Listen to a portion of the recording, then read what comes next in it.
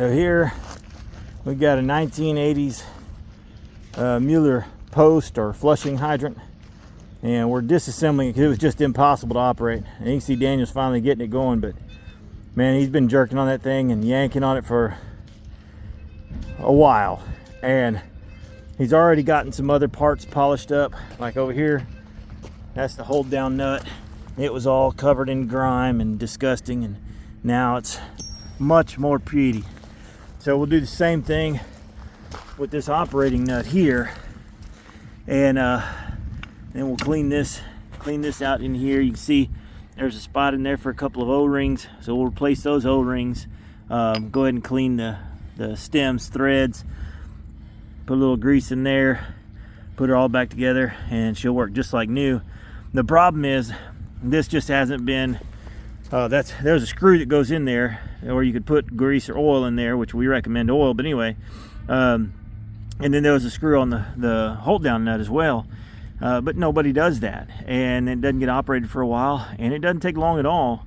I mean, there's no cavity to hold that oil in there. You see, it just goes down, so you don't have a real big reserve. You've got to regularly do that.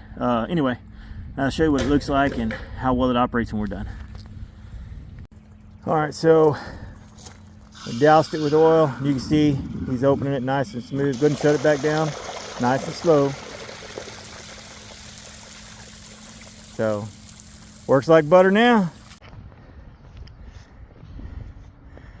So here's Daniel on turn number 4 or 5. Slowly getting easier.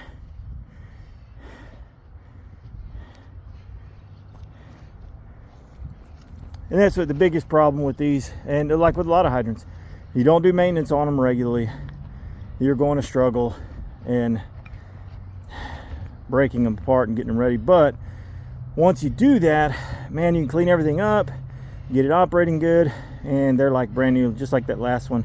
I'll show the video on this one as well, what it's like once we're done.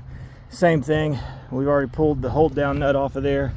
That right there, that goes over the top of this operating nut to keep it in place and give it something to push against when it's plunging the valve open down below ground. And this is just spinning off the threads. That's how stuck it is on the threads. So we got some work to do. So this one's operating nice and smooth now, but there doesn't seem to be any water to the hydrant. We're going to check, see if that valve box right there maybe needs to be tightened. We'll see. And here's our third one. Everything's been polished up, lubricated, and of course your hold down nut, threads backwards, so he's tightening that on there. It doesn't have to be super tight, so you're just going to snug it up just a little bit. A couple little love taps, he's good to go. That hydrant will now flush nice and easy, just like they should. Of course, now it looks like they got to dig a little gravel out. We don't do that. We're not landscapers. But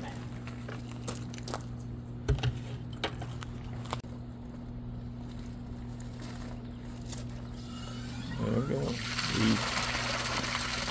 Go ahead and let that flow just for a second there. All right, that's pretty good.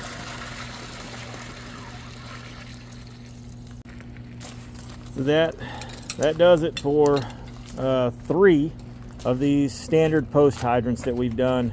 They're draining good, they're sealing good, everything. They just were nearly impossible to operate. Once again, regular maintenance on them and operating takes all of that out of the equation. Anyway, we will see you guys on the next round.